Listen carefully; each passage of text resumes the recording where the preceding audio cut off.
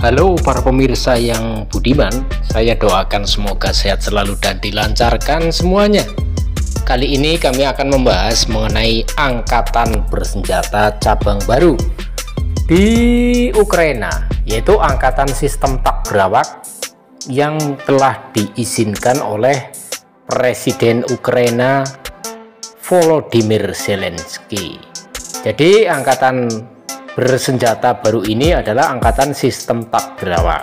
Bagaimana kalau Indonesia ini mencontoh ini ya, mumpung Indonesia belum perang itu ya, atau untuk jaga-jaga demi keamanan wilayah negara kita, itu sangat diperlukan angkatan sistem tak berawak sebetulnya. Berdasarkan keputusan Presiden Ukraina Volodymyr Zelensky, cabang baru angkatan bersenjata telah lahir, angkatan sistem tak berawak yang independen dari angkatan darat, angkatan laut, dan angkatan udara. Jadi ini bener-bener mandiri itu, angkatan bersenjata tersendiri ini ya. Di samping di Ukraina itu ada angkatan darat, angkatan laut, dan angkatan udara. Jadi ini adalah angkatan yang independen dari angkatan-angkatan yang lainnya. Ini angkatan baru namanya ya, yang dinamakan tadi adalah angkatan bersenjata sistem tak berawak.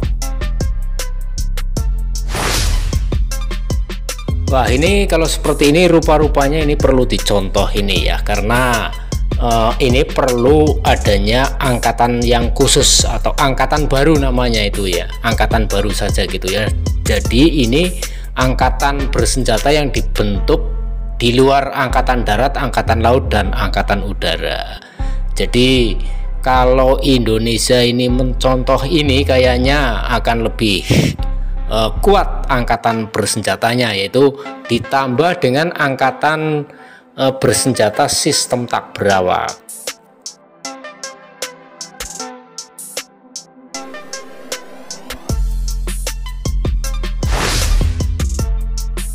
Di sini Zelensky mendasarkan keputusannya pada fakta bahwa drone atau sistem tak berawak menunjukkan efektivitasnya dalam pertempuran di darat, laut, dan udara selama perang melawan Rusia. Jadi dari pengalaman-pengalaman ini, Presiden Ukraina Zelensky itu mengambil keputusan untuk membuat angkatan bersenjata baru di luar angkatan darat, angkatan laut, dan angkatan udara. Nah inilah karena apa ya, diambil dari pengalaman yang sedang dialami, maka angkatan ini memang sangat dibutuhkan. Nah, untuk di Indonesia itu sendiri, saya kira itu menurut pendapat pribadi saya itu ya perlu dibentuk adanya angkatan baru, karena ini akan menyesuaikan dengan sistem peperangan di masa depan. Jadi tidak mengandalkan angkatan darat, angkatan laut, dan angkatan udara saja, dimana nanti bila mana ini dibentuk sebuah angkatan baru di luar angkatan darat dan angkatan laut serta angkatan udara, nanti jelas akan memperkuat ketahanan negara kesatuan Republik Indonesia, karena untuk menghadapi peperangan di masa depan di mana teknologi drone itu sangat dibutuhkan sekali. Jadi di sini perlu ada yang mengoperasikan secara militer yang khusus untuk penanganan tersebut. Untuk angkatan baru ini sekira Indonesia bagaimana ya Wong? Kemarin kami mendengarkan debat presiden, itu ada salah seorang cawapres yang mengatakan bahwa daripada untuk membeli pesawat tempur atau alutsista, mendingan digunakan untuk membeli alat pertanian itu ya. Padahal meskipun kondisi negara kita belum perang, hendaknya untuk bisa lebih mempersiapkan pertahanan negaranya itu ya. Ukraina benar-benar mengubah situasi keamanan di Laut Hitam berkat drone. Nah, ini juga suatu pengalaman yang telah diambil oleh Ukraina ya, bahwa drone itu memang digunakan dalam peperangan itu sangat efektif sekali, yaitu untuk menangkis serangan di darat. Sebagian besar merupakan tugas drone, penghancuran besar-besaran terhadap penjajah dan peralatan mereka juga dilakukan dengan drone, kata Presiden Ukraina di jejaring sosial Telegram. Seiring dengan pembentukan pasukan sistem tak berawak sebagai badan independen, Komando Ukraina akan membentuk unit khusus untuk bekerja dengan drone secara penuh waktu. Mereka akan membentuk kader personel khusus yang terlatih dalam pengoperasiannya.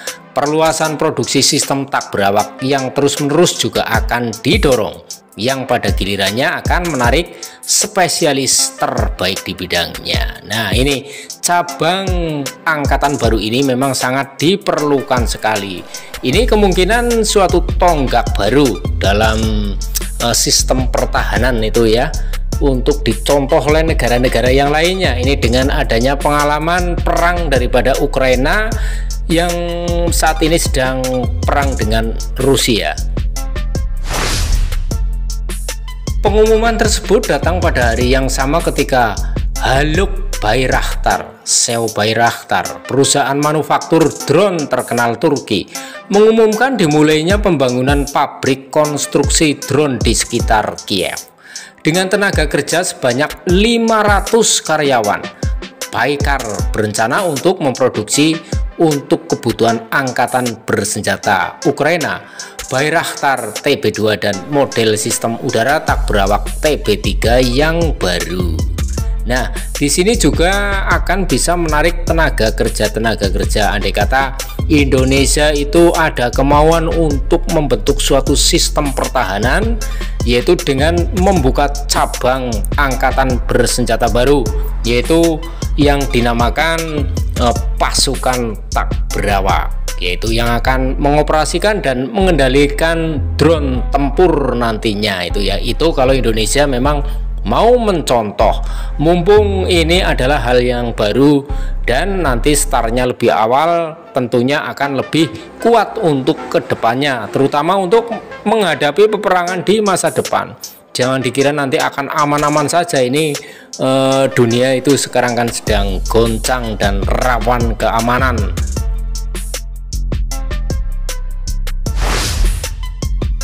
Lalu di mana lagi selain di Ukraina? Bukan suatu kebetulan bahwa tonggak sejarah yang sangat penting bagi sejarah konflik bersenjata seperti pembentukan cabang baru angkatan bersenjata ini yang melintasi domain angkatan laut, darat, udara, dan dunia maya, dan di masa depan juga luar angkasa berasal dari Ukraina. Nah, inilah. Jadi ini merupakan suatu tonggak baru yang ini kelihatannya baru dirintis oleh Ukraina karena pengalamannya perang dengan Rusia. Ternyata drone itu sangat ampuh untuk melawan musuh gitu ya. Jadi dari pengalaman-pengalaman ini Ukraina itu mengambil suatu langkah strategis untuk membentuk angkatan bersenjata baru yang independen di luar angkatan darat, angkatan laut, dan angkatan udara. Nah, jadi meskipun segala jenis drone telah digunakan dalam konflik selama beberapa tahun, namun saat ini Ukraina drone telah menunjukkan potensi terbesarnya, memungkinkan angkatan bersenjata Ukraina untuk mengatasi kekuatan militer konvensional yang jauh lebih unggul dan berinovasi di bidang penggunaan sistem tak berawak dan peperangan hibrida.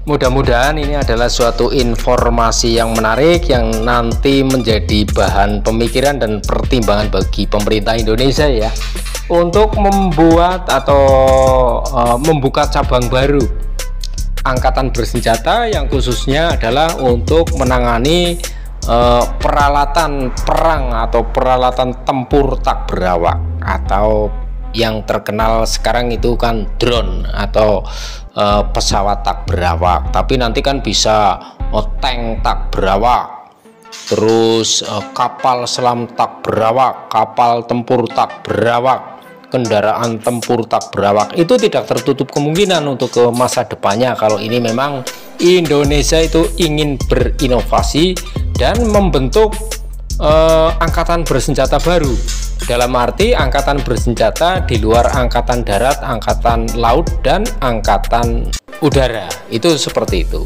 Mudah-mudahan ini adalah suatu tonggak yang tentunya nanti bisa untuk dicontoh oleh negara-negara lain selain Ukraina itu sendiri, tapi mudah-mudahan Indonesia itu ingin mencontohnya. Ya, nanti kita lihat saja ke depannya itu bagaimana untuk pemerintah Indonesia, terutama nanti harapannya presiden yang baru itu akan melirik mengenai angkatan bersenjata baru ini dan mencontohnya. Sekian, terima kasih telah menonton videonya sampai dengan selesai dan semoga bermanfaat bagi Anda.